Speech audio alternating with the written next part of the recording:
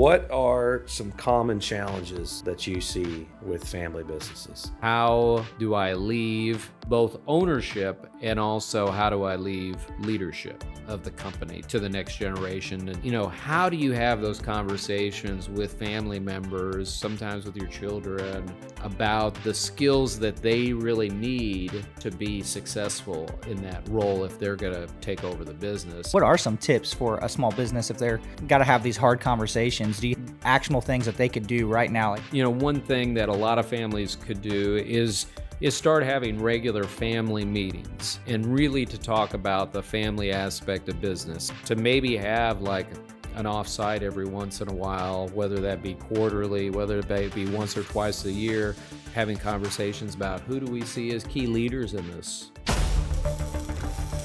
Welcome to Making Sparks, the podcast where we ignite your passion for metal fabrication and fuel your business success. Join industry leaders and dive deep into the world of metalworking. From business insights to tips of the trade, Making Sparks is your forge of knowledge. During each episode, discover success stories, innovative solutions, and expert interviews that light the path to business growth. Subscribe today and grow and improve your company, and let's make sparks fly together.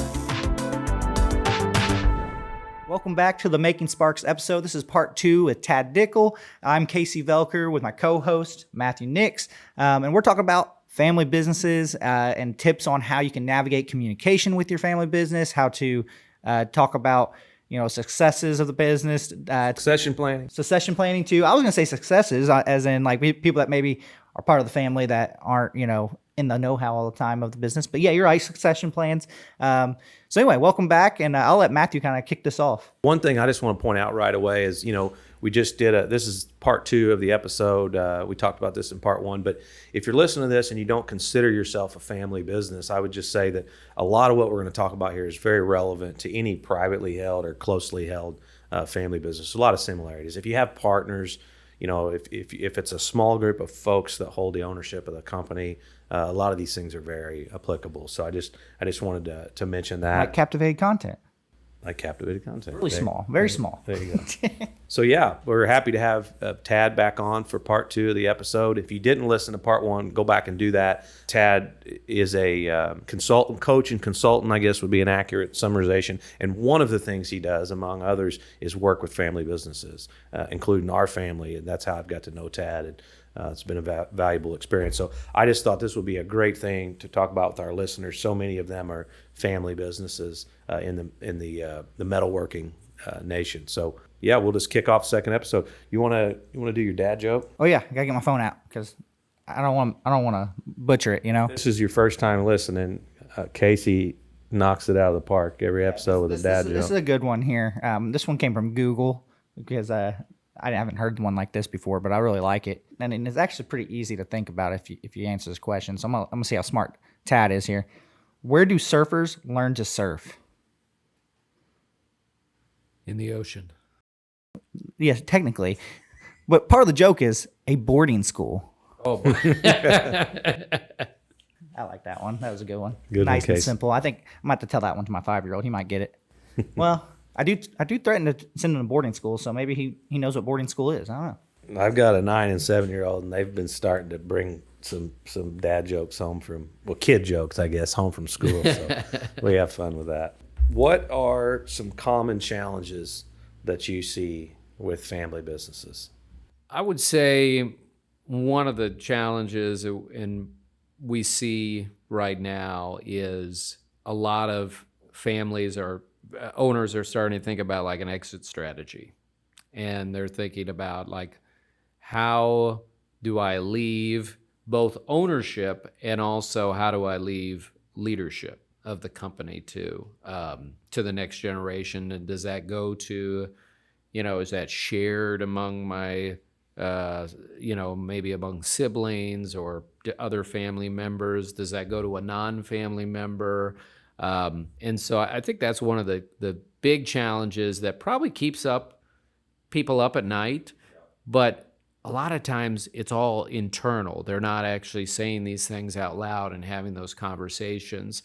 And I think the other thing that is really challenging related to succession planning is how do you have those conversations with family members, sometimes with your children, about the skills that they really need to be successful in that role if they're going to take over the business. And so I think those are really key challenges. And then I think just dealing with conflict in a healthy way.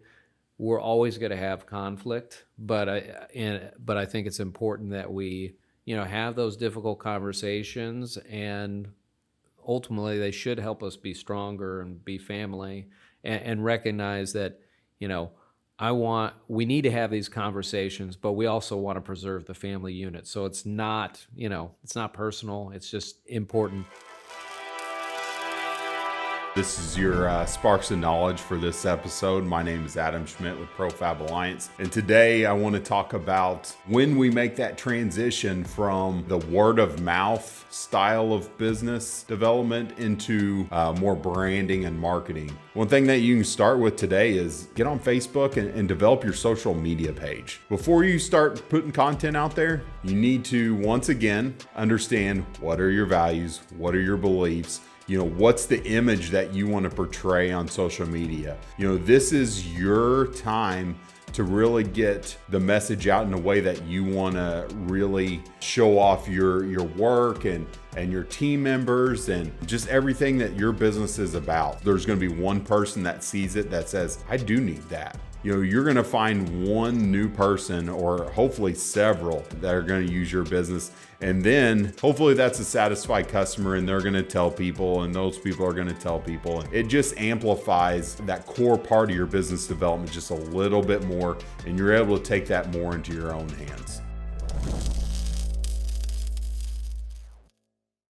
What are some tips for a small business if they're got to have these hard conversations? Do you have any actionable things that they could do right now? If they're whether it's just like have the conversation like that, that's probably one of the tips, but what are some other tips? Right. I would say that, one thing that a lot of families could do is start having regular family meetings and really to talk about the family aspect of business. So there are probably a lot of meetings that take place talking specifically about the business, and that's a very natural thing. We're all kind of used to do that, but to maybe have an offsite every once in a while, whether that be quarterly, whether it be once or twice a year, to talk through some of those issues.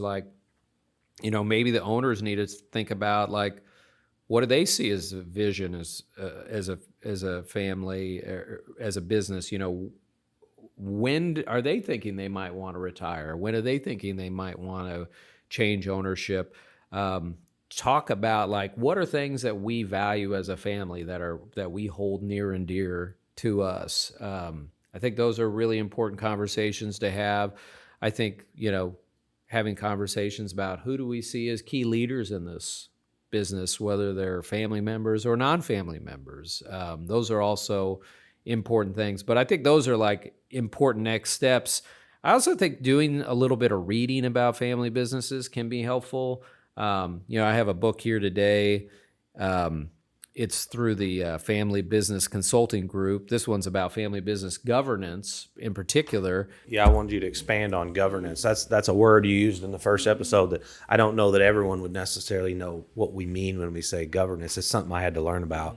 So I'll expand on that in just a minute. But they have a series of books that are 100 pages or less. So they're not heavy reading, but they're very I would say actionable books related to a lot of different topics related to family business governance. And so, governance is a word that really relates to how we lead something.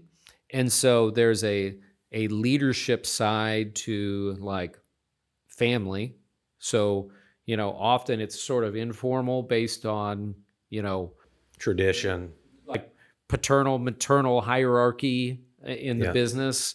Those people, kind of, when I was growing up, it's kind of you look to grandma and grandpa to kind of make whatever they said went, and everybody kind of fell in line for the most part. Then you have the the governance of the ownership entity. So you have, thinking about ownership, and that's often led by a board, for example. And then you have the governance of the management of the company, and that is, usually our management team or executive team that's governing that. One thing that some family businesses do that I recommend is to create governance of the family and formalize that. And so you can do that by creating what is called a family council. And so you have a regular family council meeting and you can set who actually is a member of that council. You might think about like anybody over the age of 16 or 18 or 20, whatever that age might be, that they can start attending those meetings to start learning about the business and the family. Some families create a family council that, if by a certain age you're not working in the business, maybe you're no longer part of that council, but that council talks about things related to values as a family. Like I've even seen some families where they'll talk about like, how do we engage on social media as a family? Yeah. Do we talk about politics? Do we share? If we have been blessed with wealth, do we share expressions of wealth on social media, or do we as a family? Like some families I've talked to, like I would imagine a lot of our listeners are working in industries that they don't appreciate major expressions of wealth, and so they may have conversations like, we're not going to drive luxury cars because that's not the image that we want to present as a family.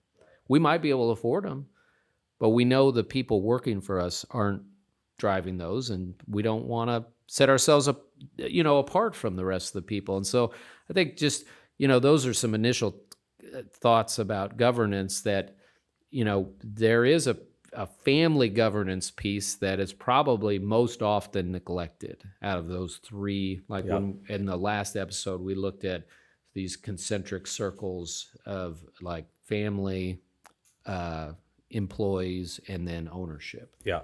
What's just, I think trying to bring that to our listeners in a practical sense, when you think about the family council and the governance, and one thing to think about is a lot of families will have some kind of a foundation or any kind of philanthropic things they want to do together. The council might be where you talk about that. That's outside the business. The business might contribute to that.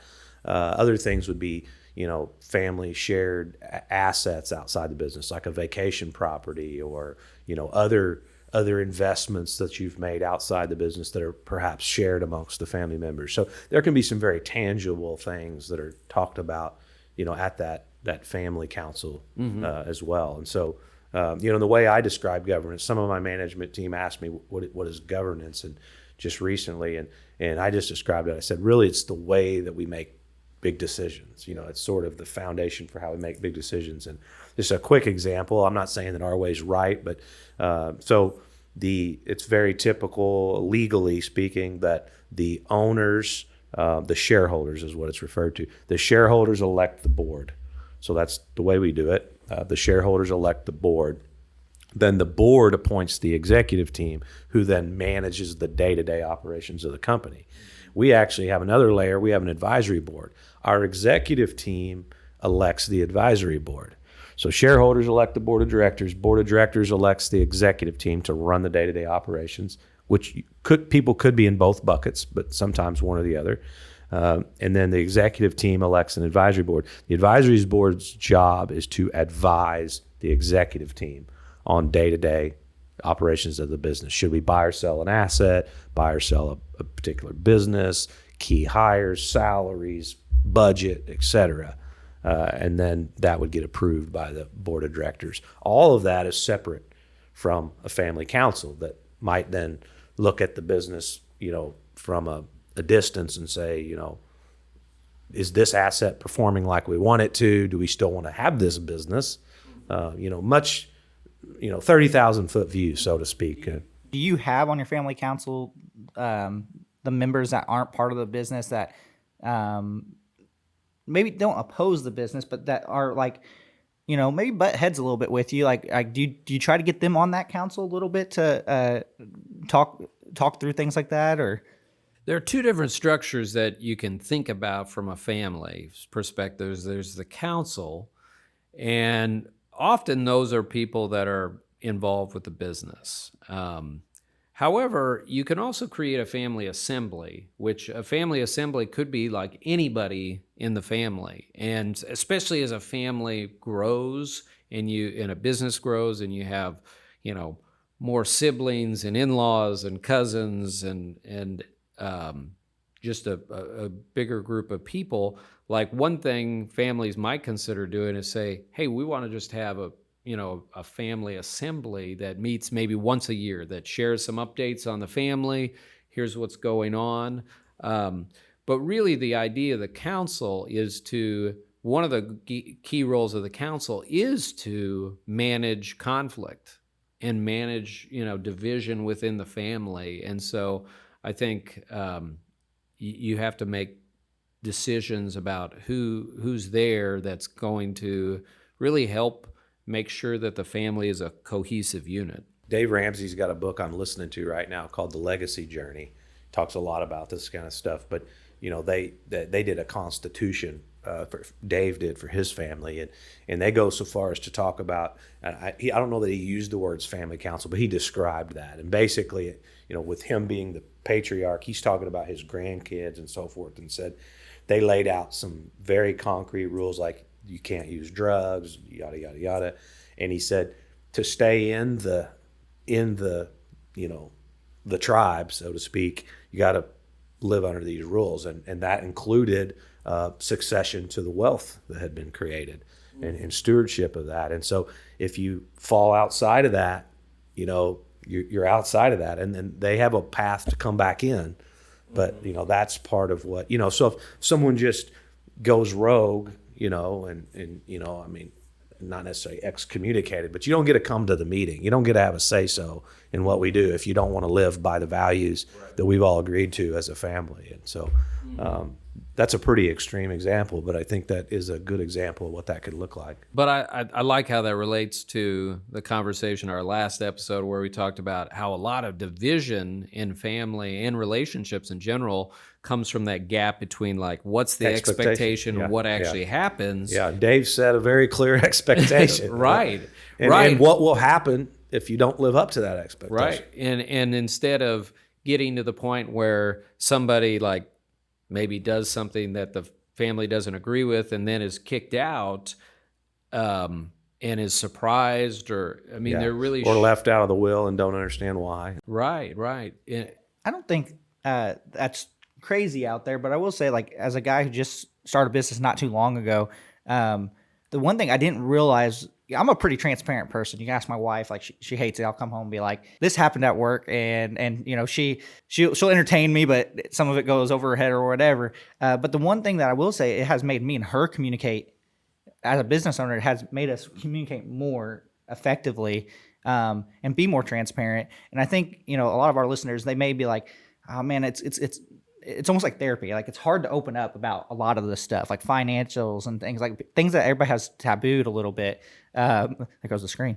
But I think one of the things when you have like a governance like this, it forces you to communicate and be a little bit more open, and I guess you could say vulnerable too, a little bit, right? Especially with people maybe that don't know exactly what's going on in the business, and it allows you to be a little bit more vulnerable. Do you agree with that? Or Sure. I mean, I think these are difficult conversations, and one of the things that having some sort of structure, and many listeners may say, "Wow, that sounds like way too much. That's too much work. Sounds like it's for a bigger family business. Sounds too complicated." Like, they might start with a baby step of like saying, as a family, we're going to meet quarterly, and that meeting is going to include some updates about the business, some strategic conversation around like where we see the business, talk about,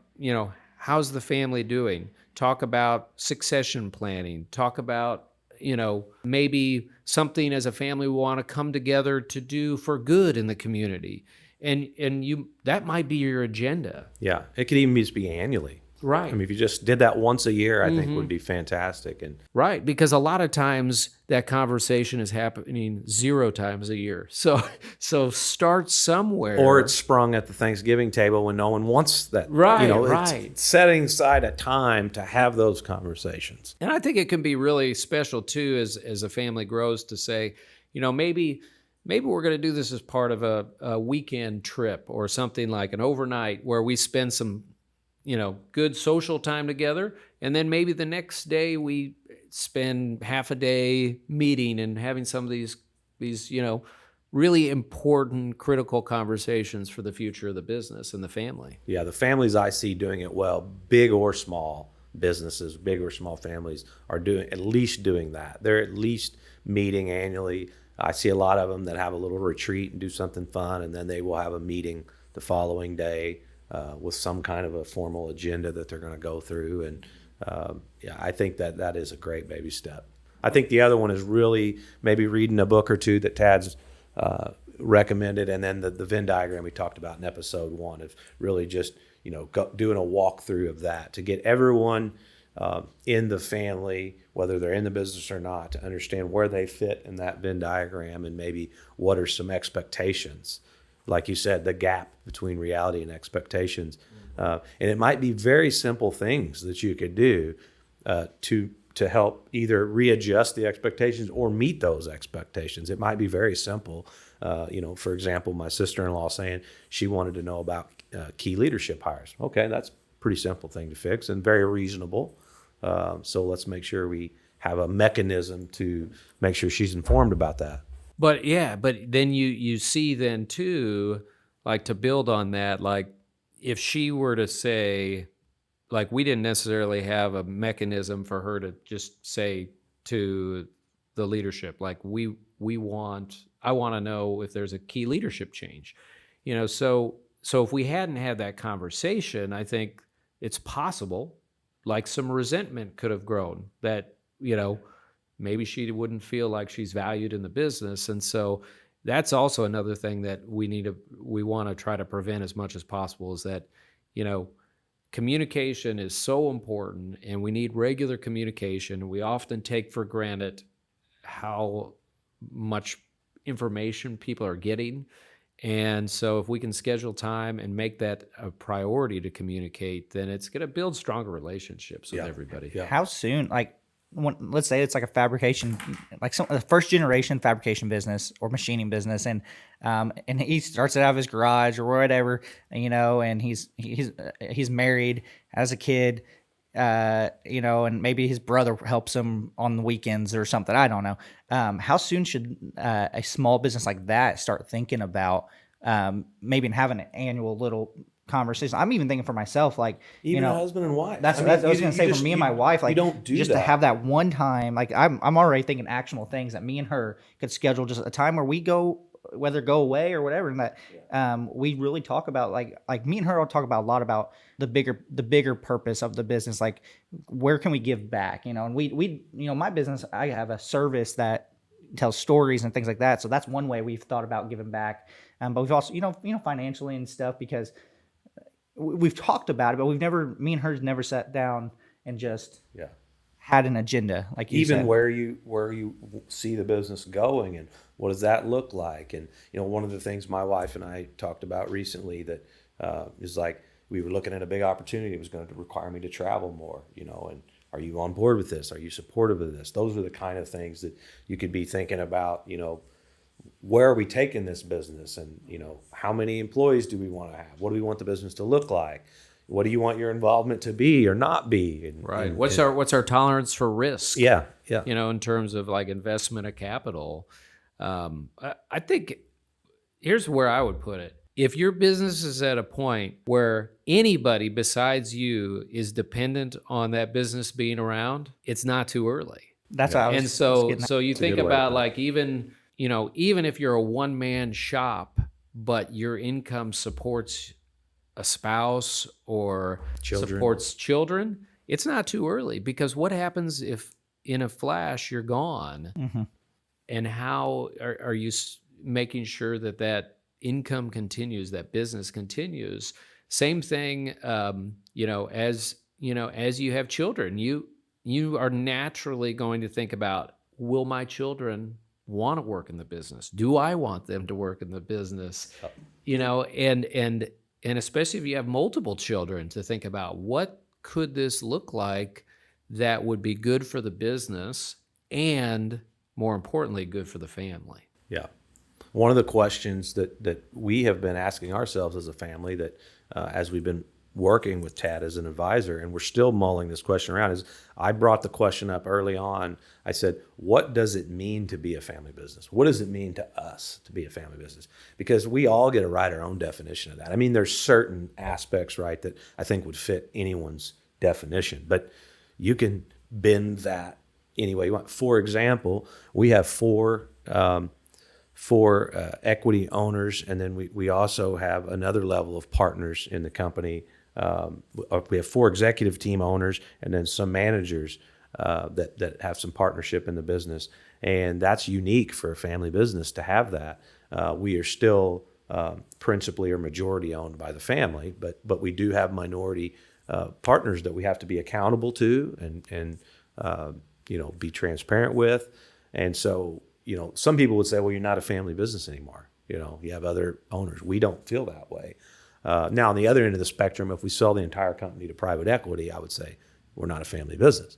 But what if we sold one of our businesses and then we move into new assets, and we're managing those assets? Are we still a family business? So those are questions we've been asking ourselves, and what does that look like? And I think it could be just simple things like that coming together to ask some deep, meaningful questions and ponder that, can go a long way. Right. And there's no right or wrong answer. It's something that you build, hopefully some consensus from the family, and decide this is what it means to be a family business to us. And there are also times where you say, as a family business, like, it's not always like a one or the other, but like, what's more important, the family or the business? I mean, those are really good conversations. Like, is family more important than profit? And they're both important. Like, so I don't think we ever like select absolutely, profit is always the most important, family is always the most important, but like, there's that dynamic that exists where you have to value both, and hopefully they can be mutually supporting. We're coming close on time, so I kind of want to wrap this up a little bit. But Tad, I got one question. Like, if there's just one takeaway that a family business could take, and again, thinking our listeners are in the metalworking nation, what's like one thing that they could do when they stop listening to this right now? I would say, number one, like, really think about the future and be brave enough to have the conversation about the future. And I would say, today they could say, you know what, next month we're going to meet as a family. Everybody's invited. We're going to do this simple thing, and we're going to talk about, what do we value as a family? How's the business really doing? What do we see as the future of the business? Who are the key successors? What are our expectations? What are our expectations as a family business? And also, I'd say to read a little bit. There are a lot of great articles online that people can look at. FFI, where I did training through, they have a lot of great articles that people can look at, and just educate. Most of us educate ourselves on the business, but sometimes we could stand to educate ourselves on the family part of the business. Yeah, excellent. Well, thanks a lot for being with us, Tad. A lot of good stuff here. I guess the last thing I was going to say is, how can people kind of follow along, connect with you? Yeah. Sure. You can connect with me on LinkedIn. My business is Tad Dickel Group, so you can look us up, taddickel.com. You can also check out my podcast. It's called Tad Dickel's Leadership and Strategy Podcast. It's on any of the major podcast platforms. Love to connect with any of our listeners in the future. Awesome. Well, that wraps up this episode. Again, if you didn't listen to the first part, we kind of introduced Tad and we talked about, some of the things that you have to think about when you're running a family business. I think both episodes together can give you a lot of actionable items. So again, if you enjoyed this episode, please give us, a share, refer it to a friend, and continue, to subscribe and follow more for some more Making Sparks content.